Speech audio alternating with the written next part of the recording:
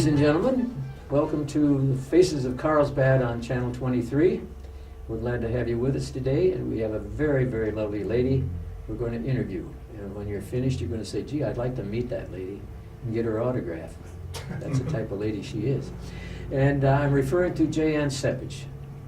Mrs. David Sepich, right? Yes.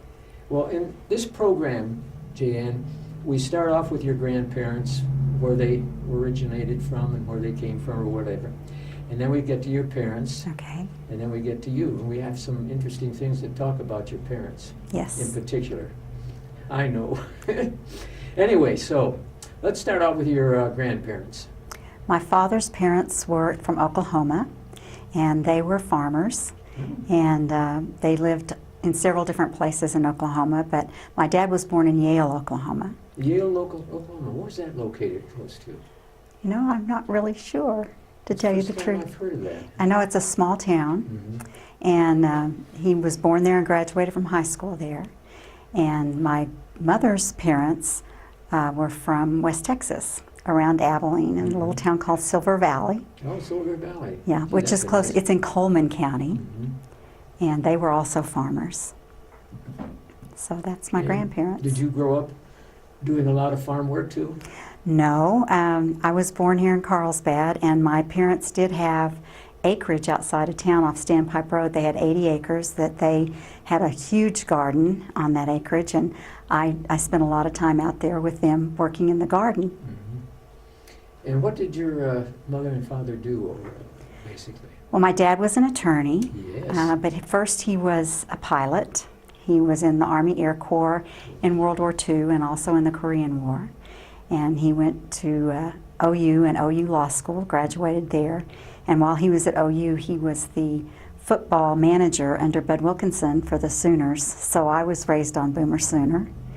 And my mother was a school teacher, and she had a master's degree in dietetics, and she started out teaching grade school in Carlsbad when she moved to Carlsbad, and then taught at mid-high as a home economics teacher.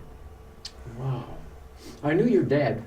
He was a wonderful man. Yes. He always had a nice smile on his face and made you feel welcome wherever you met him. He was a great guy. Yeah. And you went to school here in Carlsbad? I did. Mhm. I was born here and graduated from Carlsbad High School. When did you first meet me? In well, I don't remember if it was before you were my sixth grade teacher, but I know that I remember that you were my sixth grade teacher. That's right, and you were an excellent student. And I had a terrible temper when the boys misbehaved, right? Actually, you straightened me out a few times, too, I remember. Oh, did I? Yes. I can't remember them. It's just the boys that I had. Some of these classes drove me crazy with these males who always wanted. I'll remember that one time in Eddie's school, I opened the desk up, and somebody put a snake in there, a little garter snake, and I said, "Who did this?" And they all looked like Mr. Innocence. So I let that go because I enjoy snakes. I don't hurt them.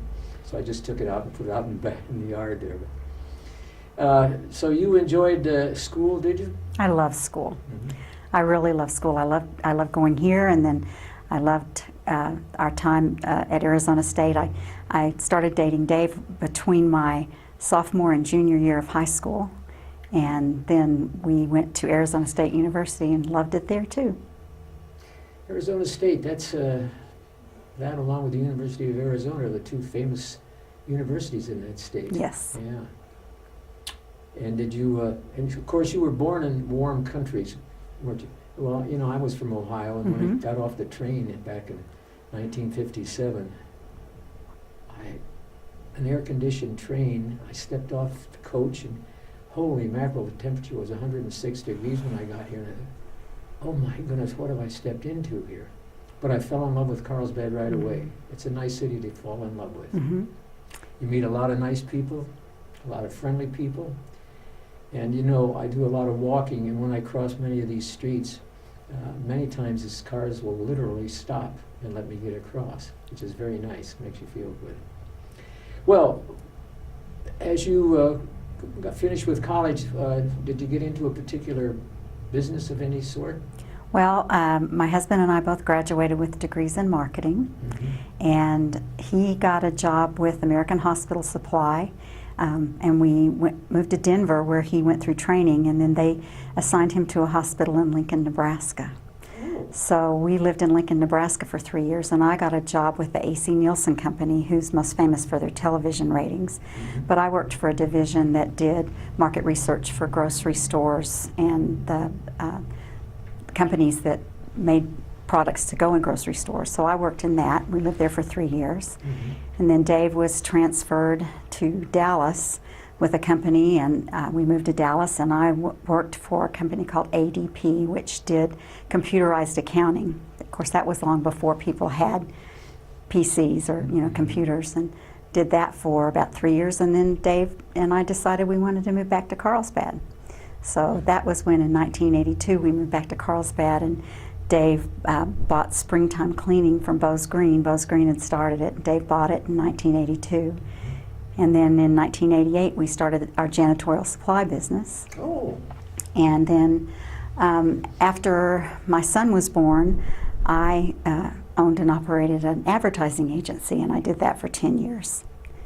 And then we had Caroline, our baby, and she was quite a shock to us because we were quite a bit older when she came along. My oldest daughter, Katie, was 13, and my son was 10 when Caroline was born. And I decided I didn't want to work quite as hard. I've been working a lot of hours, so I went to work with Dave at Springtime Janitorial Supply. So, Well, you have a nice family, though. yes.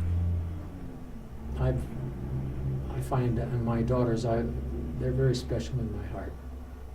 There's something about daughters that just makes a father feel so proud. And of course, one of my daughters passed away a number of years ago, and that just broke my heart. And when I get in my car, I say, "Well, Bonnie, we're ready to go," and name my car after her. So anyway, what are you doing now to keep busy? Well, our oldest daughter, Katie, was raped and murdered in 2003. And as a result of that, Dave and I learned more about the criminal justice system and the laws that affect our lives than we ever wanted to know. And we learned at that time that DNA was not being used to its fullest potential because there were laws that prevented it from being used. So we found out that we thought that, when someone was arrested, that we knew their fingerprints were taken, we knew their photographs were taken, and we thought when someone was arrested, they took a cheek swab of DNA. And after Katie was murdered, we learned that that was not being done because it was illegal to do that. So after a lot of soul searching and research, we decided we wanted to see those laws changed. So about 2 years after Katie died, we went to State Representative John Heaton and explained to him that we really thought that when someone was arrested for a felony, their cheeks should be swabbed for a DNA sample so it could be put in the National Forensic DNA Database called CODIS. And John Heaton, who is, has a very scientific mind. He was a pharmacist, and he totally understood that what actually goes into the database is not your DNA. It's a DNA profile. It's just a little sliver. It has no genetic information whatsoever, and he understood that. So he was very happy to introduce a bill at the New Mexico State Legislature, and did. And that passed in 2006, went into effect in 2007, and then we realized that New Mexico, we were really glad the law was in New Mexico, but we wanted to see it in every state. So we sort of made it our family's mission to get that law passed in every state. That was Katie's Law, they called it. Yes. Yes, I've heard Yes. about that so many times. How many states now are covered? 31. 31. Are the others giving you a rough time, or? Yes. It's not easy to pass this law because a lot of people don't understand, like I said, that it's just a little tiny bit of your DNA. There's 3 billion markers, over 3 billion markers in the human genome, and only 20 go into the DNA profile that goes into CODIS. And those 20 were specifically selected by genetic scientists because they're non-coding. They have no genetic information in them. So that's kind of one of the things that we really do, is we try to educate lawmakers and policymakers about how the system works, what it can do, which is absolutely marvelous. It can solve crimes, it can prevent crimes, but also what it can't do. It can't invade anyone's privacy. And so that's a huge part of our job, is education. Wow. So you have 15 more states to go, plus 4 commonwealths. Right. I keep telling my classes and the people that I've made, how many states do we have? 50? No. We have 46. But what school did you go to? And then I tell them, no, 4 of them are commonwealths. I think of Massachusetts, Kentucky, Pennsylvania, and Virginia. And only one of those has the law already, so we have 3 commonwealths to go. Oh. Virginia has the law, but Pennsylvania, Massachusetts, and Kentucky do not. Do you see any progress being made with any of these states and commonwealths that are not involved yet? Absolutely. I do believe this year we have a real good chance of having Kentucky pass. Oh, good. We've been working there for about 8 years now. And when I say working, I go testify at legislative committees. I talk to the legislators one-on-one. I engage the media. And it's just been very difficult in Kentucky, but I do believe that this year we've got a good chance. We had to convince the governor. He was very, very much opposed. And why are they so opposed when you run into them? What irritates them? well, they either believe that it's a violation of civil liberties, because we are asking that a DNA sample be taken at the time of arrest, not after conviction. And so a lot of people have a problem with that, and then there are a lot of people that just don't want the government to have information. But you know, like I said, once people really understand the way the system works, they kind of come around. And also just not only can it solve crimes, which it does beautifully, but it also can prevent crimes from happening, because we're taking the most heinous criminals off the streets so they can't reoffend. But another thing that's marvelous about it is it exonerates the innocent. Yeah. Because when you find the person that committed the crime, oftentimes there's someone that was under suspicion that didn't commit the crime, and it exonerates them. So it really is a beautiful thing. So you must do a lot of traveling every year. Yes, I do a lot of traveling. Mm-hmm. I believe last year I was gone from home 135 nights. Oh my goodness. When you came home, then did Dave recognize you? Yes, and you know, I have to say that he's incredibly supportive. My whole family has been involved in this. Dave goes with me when he can. Every year we go to the National Conference of State Legislatures. That's kind of the convention of all the state legislators, and we have a booth. Dave always goes and works that with me, as does my daughter Caroline. And this is a family endeavor. I mean, all of us are involved in it, and it really matters to all of us. No, the fact that you convinced 3 out of every 5 is amazing. It's 30, what was it? 31. 31 altogether. Getting back to your daughter, Katie, they caught this guy, didn't they? They did, and they caught it through DNA, on a DNA match. The interesting thing is, less than 3 months after he murdered Katie, he was arrested for breaking into the apartment of 2 young girls.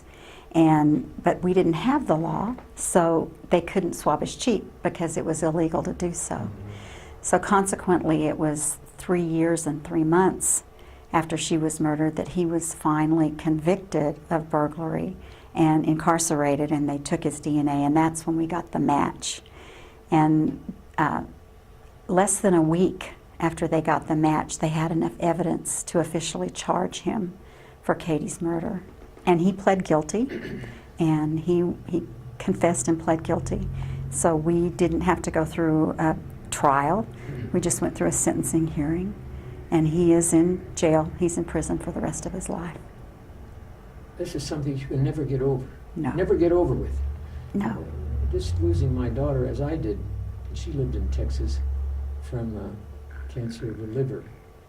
You just can't shake it. It just stays with you constantly. Oh my gosh. How did the other children take all of this? It was really hard on both of them. My son had been away from home at college for 1 week to the day when his sister was murdered. She was 22, he was 18. They were very, very close. It was very, very hard on him. He lost his best friend. And then Caroline was 9 years old when her sister was raped and murdered. And I think it really reshaped her whole life. She's decided that she wants to do research, medical research on the brain. And I think that's in part because of all that she learned about DNA. And she is in an MD PhD program at the University of Chicago. Oh, wow. But she became very intrigued with DNA, but she became intrigued with the science of it rather than the legal side of it. Yeah, right. So it really impacted her life as well. But the progress she's making is unbelievable. That's wonderful. What do you do to relax, though? I mean, I know you're so busy. What are some of the things you like to do to relax? I like to spend time with my husband. Mm-hmm. I like to, he's convinced me to learn to play golf. And even though I'm pretty lousy at it, I enjoy that. I enjoy playing with him and with my friends. So just having that time with him, that's the thing that's the most important to me. And also being able to see my children when I can, be with them. Do they get to come back every so often, like during a spring break or, for example, Christmas? Right. Oh, great, yeah. Well, that's interesting. My golly. Do you read books at all? Do you like to read books? I love to read. I do a lot of listening to audiobooks now because my eyesight's not all that great. So Well, my wife does too. I go to bed at night and try to get some sleep, and she turns on her audiobook, and oh, good Lord, how did I get involved in this? I still like to turn pages. That's my problem. Mm-hmm. And with all these electrical things going on, the criminals seem to be getting involved in a lot of that, and stealing information from the public. Do you run into that too with whatever you're involved in? Well, the thing that I think is very interesting is that, when someone says that they have a problem with a cheek swab being taken of DNA when someone's arrested, these are people that have smartphones and are on the computer, and I don't think a lot of people realize how much information we're putting out there when we're on the internet or through our smartphones. Yeah. And I think we're opening ourselves up to a much larger possibility of invasion of privacy through that. One of the things that I think is interesting is I actually have my DNA profile as it would exist in CODIS on the back of my business card. It's right there. I hand it out to everybody I meet. But I wouldn't want anyone to actually get my cell phone and be able to get into all the information in there. But I don't mind if everyone has my DNA profile. So I think that's interesting. Well, my wife through the years has purchased 2 cell phones for me, and I've lost both of them. I still like the land phone, My wife said, why don't you come and get up to date? And it's very difficult for me to do that. Of course, when you're as old as I am, you just have to take one day at a time. So what's in the future now for Jayann? We're still working to pass these laws. We have 19 more states. Also, the other thing that we're working on now is there are some states that have the law that really aren't doing it. So we're involved right now in encouraging them to actually get the law implemented. We're doing a lot of that work right now. There's a grant program through the Bureau of, it's called BJA, Bureau of Justice Assistance, that we've gotten a grant that will encourage states to implement their programs. And so I'm working to help states apply for those grants to make sure that they're actually doing the collections. I've also gotten involved in legislation and encouraging states to get all of their rape kits analyzed and uploaded to CODIS, because it's just a national disgrace. We have thousands and thousands and thousands of these rape kits that were the evidence was provided by victims through an arduous 4-hour process, and then those were never analyzed and never input into CODIS, and so I'm working to see that be done all across the country as well. Well, dividing the states in 4 sections, northeast, south, and west, what areas have you had the best luck with so far? Well, if you draw a line from North Carolina straight across horizontally across the United States to California, Yeah. all of the states south of that are pretty much on board, with the exception of Georgia and Kentucky and West Virginia. It's much more spotty north of that line. How did my state of Ohio come through? Ohio's actually wonderful. Ohio's one of the best in the country. They have a marvelous law. They have a very comprehensive law, and they're doing it. They are doing everything they can. Ohio's Boy, kind of a champion. that makes me feel good. I knew there was something, but I came out here, everybody asked me where I'm from, and I told them originally. Where's that? So we don't teach the geography the way they should anymore. But anyway, well, that's great. When in Ohio, in Cleveland, they were going to demolish a big old warehouse. Literally, the windows were broken out, birds were flying in and out, and it was set to be demolished. And they went inside and discovered over 10,000 rape kits that had not been processed or analyzed. And they jumped on it immediately, and they got those 10,000 rape kits analyzed and uploaded into CODIS. And the match rate that they've gotten to offenders from those 10,000 rape kits is almost 70%. So they're doing a great job in Ohio. Well, your daughter Katie would certainly be proud of you. Oh, Jayann, you mentioned the website for people can get in touch with you. How do they contact you in case they're interested in this? Well, we established a nonprofit. It's called DNA Saves, S-A-V-E-S, and we do have a website, dnasaves.org, and it has a lot of information that people can get on the website and really learn about what we're doing. So let's tell those two again, so that some of our listeners or viewers missed the first time, but they hit Okay. it the second time. It's DNA Saves, that's S-A-V-E-S, .org, O-R-G. .org. Wow. They're going to have to. Do a lot of people come up and get your autograph? No, no. Well, I think that Guy and I would love to have it someday, so just save it for us if you do get it.